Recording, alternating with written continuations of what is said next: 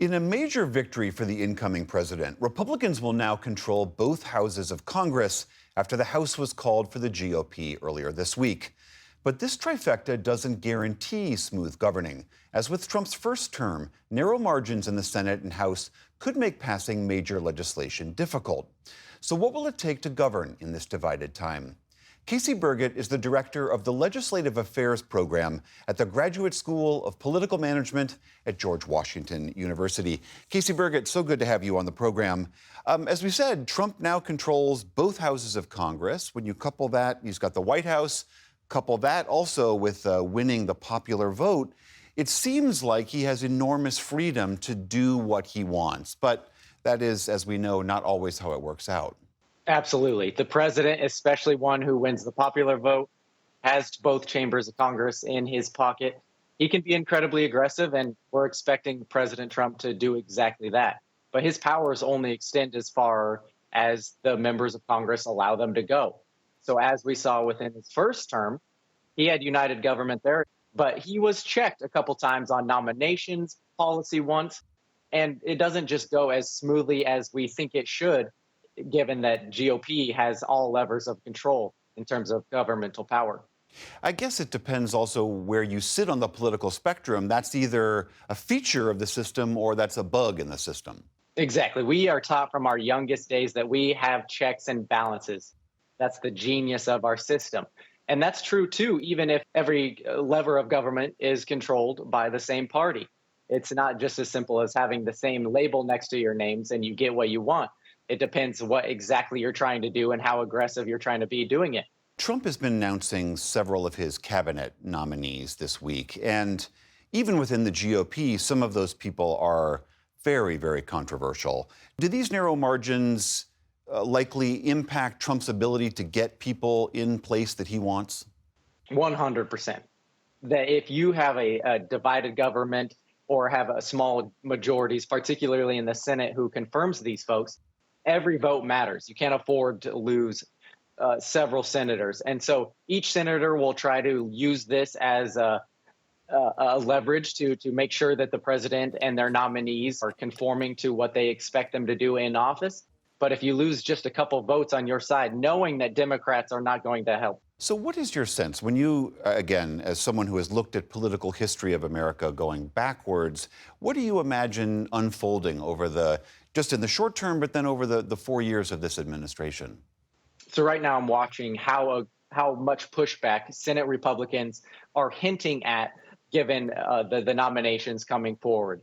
And right now we don't have the specifics of executive orders or what policies they're going to go through, but every indication is right now, including from incoming Senate Majority Leader John Thune, that they're in support of the America First Trump agenda. But that's all messaging so far until we get the specifics of exactly what they want to do and how aggressive they want to be. If they start disagreeing with how far the president wants to go, then we're going to start to see some pushback. On that same front, I mean, Trump has expressed a very expansive and aggressive use of executive authority. And we know he's got people around him that believe in that. Do you foresee the Trump administration changing in any fundamental way the balance of powers, these checks and balances? Well, this is a continuing trend that presidents of both parties have clawed away some of powers that we have historically associated with Congress. The power to declare war, to execute foreign activities on other soil, and then just taking a lead in policy making from the Oval Office, mostly through executive orders. And it's up to Congress to claw that power back, to stop them from going too far, from denying them their executive orders, maybe even going to the courts to make sure that the president doesn't overreach. But right now, we're not sure how willing congressional majorities, particularly Republicans, are going to let President Trump go. So now we're going to see round two of this, and now he has experience doing the job and a brand new Congress elected on the Trump agenda. Trump also likes to point out, look, he got 75 million votes. The Democrats, you know, the Harris campaign also says, well, look, we got 72 million votes. You could look at that and say Trump is clearly dominant. You could also look at that and say that is still a narrow division in this country. Do you see any potential that the Republicans and Democrats will actually work together, or do you think that's just a naive fantasy? Well, here's the little known secret of Capitol Hill is that to get big things done, you necessarily need bipartisan agreement. There's very little that can be done on a simple majority basis, particularly in the Senate.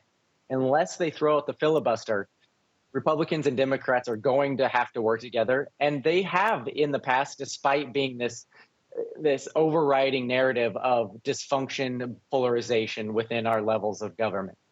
And so if President Trump wants to make big institutional overhauls, they're either going to have to get rid of the filibuster or they're going to have to work with Democrats. You do hear people say we live in such a polarizing time, but this country has seen even more intense polarization. We came to war with each other at once upon a time. Does history offer any lessons about the proper role for a leader in a partisan, polarized time? Really, power is in the eye of the beholder, particularly for presidents, where the personality, the character of the person often takes over the office itself. And so we can see this going both ways. History has said that we have snapped back from crippling levels of polarization, dangerous levels, but it doesn't have to go that way. In fact, they can often exacerbate those divisions to their political ends, pointing to the other side and calling them the enemy, making sure that other Americans are seen as less than or dangerous. So really, the president can be a unifying force in his rhetoric and what message he tries to send, even what policies he tries to pursue. But it can absolutely go the other way. Casey Burgett of George Washington University, thank you so much for your insight. Absolutely. Thank you.